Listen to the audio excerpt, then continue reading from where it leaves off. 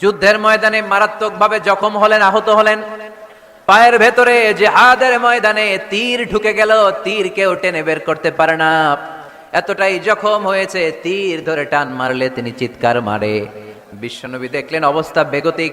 আল্লাহর হাবিব বললেন, তীর ধরে টানাটানির দরকার নাই, যেহেতু টান মারলে ব্যথা পায়, ছেড়ে দাও, আজান দাও। বেলাল, তুমি আজান দাও, একামত দাও। এক সাহাবীরে বললেন, আমি যখন নামাজে দাঁড়াবো, আলী যখন নামাজে দাঁড়াবে, নামাজরত অবস্থায় তুমি তোমার নিজের দায়িত্বে আলীর পায়ের ভেতর থেকে তীরটা টেনে বের করে ফেলবা। আজান দেয়া হলো, একামত হলো, বিষ্ণু ইসলাম নামাজ পড়তে শুরু করলেন। সাইয়েদনা আলী রাদিয়াল্লাহু তাআলা আনহু নামাজে দাঁড়ালেন।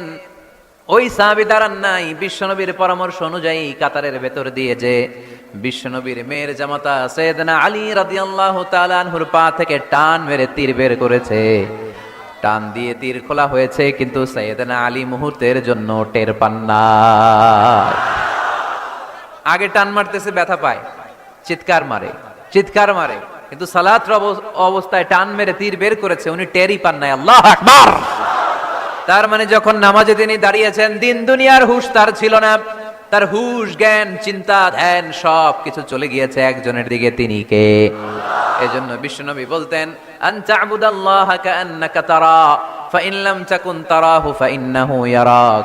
এমন ভাবে নামাজ পড়বে, মনে করবে তুমি আল্লাহকে দেখে দেখে নামাজের মুসল্লায় আছো। ঠিক কি না? যখন নামাজ পড়বা ভাববা তুমি আল্লাহকে দেখছো। আর যদি এটা কষ্ট হয়, অ্যাটলিস্ট এটা ভাবো যে আল্লাহ তোমায় দেখছে। আমাদেরকে দেখে কে? আমি যে নামাজ পড়ি, দেখে কে? এই চিন্তাটা মাথায় থাকার দরকার আছে না নাই? আন তা'বুদাল্লাহা কাআন্নাকা তারা ফাইন লাম তাকুন তারাহু ফাইন্নাহু ইয়ারাক। এমন ভাবে নামাজ পড়ো, এটা চিন্তা করো যে আল্লাহ তোমায় দেখছে। আল্লাহ ইজ ওয়াচিং মি, তাই না? আল্লাহ ইজ অবজার্ভিং মি, আমার আল্লাহ আমাকে দেখছে। এই চিন্তা করে যদি নামাজ পড়েন, খুশু খুদু বাড়ায় দিবে কে? এক সাহাবী নামাজে পড়তেছে, দাড়িও টানতেছে, এরকম নামাজে পড়ে দাড়িও টানে, এরকম আল্লাহর ওলি আছে না নাই? নারায়ণগঞ্জে নাই? হ্যাঁ আছে। নামাজ পড়া অবস্থায় বারবার চুলকানো যাবে, দাড়ি টানা যাবে, শুধু মোবাইলে SMS লেখা যাবে? যাবে না, এগুলো করবেন না। নজরটা থাকবে সেজদার দিকে। কোন দিকে? সবাই বলেন, মনে থাকবে এটা। এগুলো message, very sensitive and important message. এগুলো নিয়ে যান বাড়িতে। সালাতে মন বসে না, কারণ নজর ছোটাছুটি করে এইদিকে এইদিকে এইদিকে। নামাজে দাঁড়াইছে, জানলা খোলা, জানলার দিকে তাকায় আছে। আল্লাহর ওলি আছে না নাই? নামাজে দাঁড়াইছে, ঘড়ির দিকে তাকায় আছে, ঘড়ির কাঁটা ঘুরে, হের মাথাও ঘুরে, আছে না নাই? না, এদিক সেদিক তাকাবেন না, সেজদার দিকে তাকাবেন। কোন দিকে? আল্লাহ 3টা চান্স দেয়। কয়টা? একবার যখন এদিকে তাকান, আল্লাহ বলে আকবিল, ফিরে আয়, ফিরে আয়, সেজদার দিকে তাকা। আবার যখন তাকান, আল্লাহ বলে আকবিল, ফিরে আয়, সেজদার দিকে তাকা। আবার যখন ঘড়ির দিকে তাকান নামাজে, আল্লাহ বলে ফিরে আয়, সেজদার দিকে তাকা। 3বারের পরে যখন আবার অন্যদিকে নজর করেন, আল্লাহ বলে লা হাজাতা লি ইলা সালাতিক, তোর এই নামাজের দরকার আমার নাই। নাউজুবিল্লাহ পড়বেন না? যে আল্লাহরে খুশি করার জন্য এত সময় ব্যয় করে, এই কষ্ট করে, শীতের রাতে ওযু করে নামাজে দাঁড়ালাম, ওই আল্লাহ যদি বলে এই নামাজের দরকার নাই। এখানে কি হয়েছে ভাই? দেখতেছেন যে জায়গা হচ্ছে না, তো ওইখানে ধাক্কাধাক্কি করবেন কেন? আপনি পিছনে চলে যান, অ্যাবাউট টার্ন, পেছনে যান, যে প্রজেক্টরে দেখেন, যান। যেখানে জায়গা হবে না ওখানে ধাক্কা দিবেন কেন আপনি? এই জনস্রোতের ধাক্কা অনেকে আহত হয়, এটা করবেন না প্লিজ, এটা করবেন না। আর অল্প অল্প কিছু সময় আমরা কথা বলবো, বারবার ব্রেক করলে তো হবে না, এটা বুঝতে চায় না অনেকে। প্লিজ এরকম করবেন না। একজন আলোচক যখন কথা বলে, তার আলোচনার একটা ফ্লো থাকে, ওই ফ্লোতে সে এগোয়, তার শ্রোতাকে সে কি বলবে একটার পর একটা কথা তাকে প্রেজেন্ট করতে হয়। একটু পরে যদি দেখে হুজুর মাইক নাই, ওদিকে কয় আওয়াজ নাই, আরেকজন কয় আমি নাই, কিছুক্ষণ পরে দেখা যাবে আমিও নাই, আমিও চলে যাব। তো এগুলো করো না, আর অল্প কয়েক মিনিট। তো নামাজে নজরটা থাকবে কোন দিকে? অনেকে এগুলো করে, অনেক মুরব্বী বাবারাও করে, আমি দেখেছি। মুরব্বীরা অনেক সময় নামাজ পড়ে ঘরে কেউ ঢুকলে এমনি তাকায়, আছে না নাই? মুরব্বী বাজানকে বুঝাই দিবেন যে নিয়ম হচ্ছে সেজদার দিকে তাকানো। কোন দিকে তাকানো? খেয়াল থাকবে তো। সাহাবারা যখন নামাজে দাঁড়াতেন, সফরে যখন মরুভূমিতে সালাত আদায় করতে দাঁড়াতেন, মরুভূমির পাখিগুলো সাহাবাদের মাথায় এসে বসে যেত। কারণ পাখি মনে করতে এগুলো খেজুর গাছ। কি গাছ? নড়ে না, চড়ে না, ঠায় দাঁড়িয়ে আছে। পারা যাবে না এরকম নামাজ পড়তে? ইনশাআল্লাহ পড়েন। আল্লাযীনা হুম ফি সালাতিহিম খাশিউন, মুমিনদের প্রথম গুণ, তারা যখন নামাজে দাঁড়ায় ভীত সন্তুষ্ট হয়ে খুশু খুদুর সাথে একাগ্রতার সাথে নামাজ পড়ে। With full of solemnity and submission, ডানে বায়ে তাকায় না। তারা সব সময় টেনশনে থাকে, আল্লাহ আমার নামাজ কবুল করলো তো? আর তারা ভাবে হতে পারে এটাই আমার জীবনের শেষ নামাজ। It could be my final salah. Perform the salah as if this is your last and final prayer. এমন ভাবে নামাজ পড়ো, চিন্তা করো যে হতে পারে এটাই তোমার জীবনের শেষ নামাজ, আর হয়তো আমি আল্লাহর সিজদা দেওয়ার সুযোগ পাবো না। আজকের মাহফিল শেষ করে আমরা বাসায় পৌঁছতে পারবো, কোনো গ্যারান্টি আছে আমার? আর 10 মিনিট হায়াত আছে আমার, কোনো গ্যারান্টি নাই। আর 2 মিনিট বাঁচবো, গ্যারান্টি আছে? শ্বাস যেটা নিলাম এটা ফেলতে পারবো, গ্যারান্টি আছে? তো মুসল্লায় যে দাঁড়াইলেন, নামাজ যে পড়লেন, এরপরে আরেকবার নামাজের সুযোগ পাবেন, গ্যারান্টি আছে? তো তাহলে প্রত্যেক নামাজের সময় মুসল্লায় দাঁড়িয়ে আমরা এটা ভাবি না কেন যে এটাই হতে পারে আমার শেষ নামাজ? This could be my final সালাহ, হতে পারে এটাই আমার শেষ নামাজ। এরকম চিন্তা নিয়ে যদি আপনি নামাজে দাঁড়ান তাহলে মন এদিক সেদিক যাবে। অনেকে নামাজেও দাঁড়ায়, আবার টেলিভিশনে কোন নিউজ দিচ্ছে ওইটার টেনশনও থাকে, আছে না নাই? নামাজেও দাঁড়ায় শেয়ার বাজারের দাম বাড়লো না কমলো টেনশন করে। নামাজেও দাঁড়ায় মাশরাফি ছক্কা মারলো না আউট হইলো, টেনশন আছে না নাই? যার যেদিকে আগ্রহ ওইটা নিয়ে পড়ে থাকে নামাজে, ওই নামাজকে আল্লাহ কবুল করবে? এজন্য এমন ভাবে সালাতে দাঁড়াবো, ভাববো যে হতে পারে এটাই আমার জীবনের শেষ নামাজ। আজকে যদি বলা হয় রাত 12টায় মালাকুল মাউত এসে আপনার রূহ নিয়ে যাবে, this night is your last night in your life, আপনার জীবনে এটা শেষ রাত, এখন আপনি যে নামাজের সুযোগটা পাবেন, লাস্ট চান্স, আপনি ওই দিন কি করবেন? আহা, কত সুন্দর করে অজু বানাবেন, তাই না?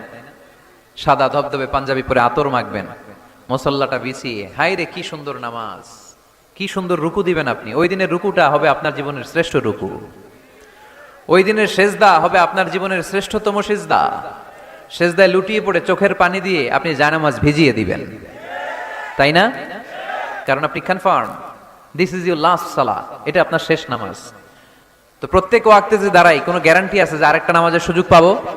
তাহলে প্রতি ওয়াক্তেই আমরা এটা ভাবি না কেন যে এটা আমার জীবনের শেষ নামাজ হতে পারে? বিশ্বাসীরা যখন নামাজে দাঁড়ায় তারা ভাবে it could be my last and final সালাহ, চিল্লায় বলতে হবে ঠিক কিনা? এজন্য আল্লাহ বললেন قد أفلح المؤمنون الذين هم في صلاتهم خاشعون, সফল হয়েছে তারা, ঈমান এনেছে যারা। ঈমানদারের প্রথম গুণ, তারা যখন নামাজের জন্য মুসল্লায় দাঁড়িয়ে যায়, দিন দুনিয়ার হুঁশ তার থাকে না, তার ধ্যান জ্ঞান চলে যায় একজনের দিকে, তিনি কে?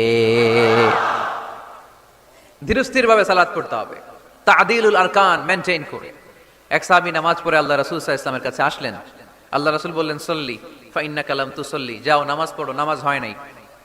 আবার নামাজ পড়লেন, আবার আসলেন, আল্লাহ রাসূল একই কথা বললেন, সল্লি ফা ইন্নাকা লাম তুসল্লি, রিপিট ইউর সালাহ because you didn't offer your salah in a correct way, in a correct manner, সঠিক পদ্ধতিতে সালাত হয়নি। উনি কি করবেন? আবার যে বললেন, আবার আসলেন, আল্লাহ রাসূল বললেন সল্লি ফা ইন্নাকা লাম তুসল্লি, সালাত পড়ো, হয় নাই। এবার সাহাবী কেঁদে দিলেন, বললেন ইয়া রাসূলুল্লাহ, এর চেয়ে ভালো করে তো আমি পড়তেই জানি না। আল্লাহ রাসূল সাল্লাল্লাহু আলাইহি ওয়াসাল্লাম সাহাবীকে জড়িয়ে ধরলেন, বললেন আসো তোমারে শিখাইয়া দেই, যখন নামাজে দাঁড়াবা তাড়াহুড়ো করবে না। there is no rushing in salah, there is no hastiness in salah, সালাতে তাড়াহুড়ো নাই। যখন দাঁড়াবা রিল্যাক্স, যখন রুকুতে যাবা রিল্যাক্স, সিজদায় লুটিয়ে পড়বা রিল্যাক্স। তাড়াহুড়ো করা যাবে? রুকুতে যখন যাবা পিঠটাকে সোজা করবা, স্ট্রেট ফরওয়ার্ড। আল্লাহ রাসূল সাল্লাল্লাহু আলাইহি ওয়াসাল্লাম যখন রুকু দিতেন, ওনার রুকু দেওয়া পিঠটা এতটাই স্ট্রেট ফরওয়ার্ড আর সোজা হতো, সাহাবারা বলতেন এখানে পানির গ্লাস রেখে দিলে পানিটাও কাঁপতো না, গ্লাসটাও নড়তো না। তার মানে রুকুর পিঠ খুব বাঁকা ছিল, তাই না? কি ছিল? স্ট্রেট ফরওয়ার্ড, সোজা। লা ইয়াসুব্বু ওয়ালা ইউকনিউ, আমাদের অনেকের মাথা অনেক নিচে চলে যায়, অনেক এটা এরকম থাকে না, স্ট্রেট ফরওয়ার্ড। আল্লাহ রাসূল সাল্লাল্লাহু আলাইহি ওয়াসাল্লাম বললেন সবচেয়ে বড় চোর যে নামাজে চুরি করে। সাহাবারা বললেন কাইফা ইয়াসরিকু ফিস সালাতি ইয়া রাসূলুল্লাহ, হে আল্লাহর রাসূল সালাতে আবার চুরি করে কেমনে? আল্লাহ রাসূল সাল্লাল্লাহু আলাইহি ওয়াসাল্লাম বললেন ইয়াসরিকু ফি রুকুইহি ওয়া সুজুদিহি, রুকু সিজদায় চুরি করে, পিঠ সোজা করে না। রুকু থেকে সোজা হয়ে দাঁড়িয়ে কয়েক সেকেন্ড অপেক্ষা করা এটা ওয়াজিব। দুই সেজদার মাঝখানে 1-2 সেকেন্ড স্থির হয়ে বসে থাকা ওয়াজিব।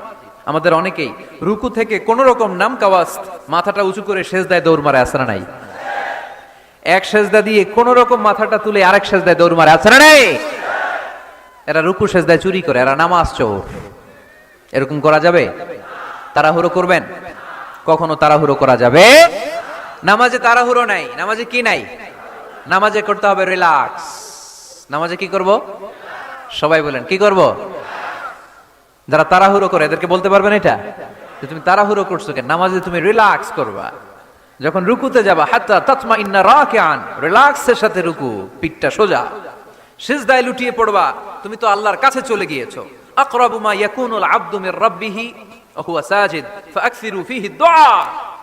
আল্লাহ রাসূল বললেন, বান্দা যখন সিজদায় লুটিয়ে পড়ে, বান্দা তখন আল্লাহর সবচেয়ে কাছে চলে যায়। ফাআকসিরু ফীহি দুআ, তাই তখন বেশি বেশি দোয়া করো।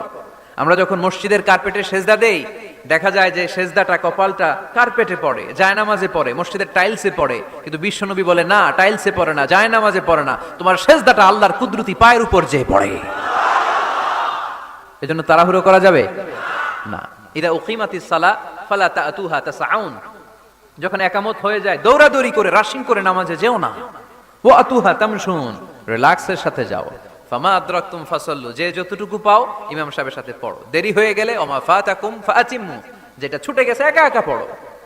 4 রাকাত পেয়েছি, 2 রাকাত, বাকি 2 রাকাত একা একা পড়ার সুযোগ আছে না নাই? তো তাড়াহুড়ো করেন কেন আপনারা? আর তাড়াহুড়ো করবেন? অনেকে ওযুখানায় তাড়াহুড়ো করে।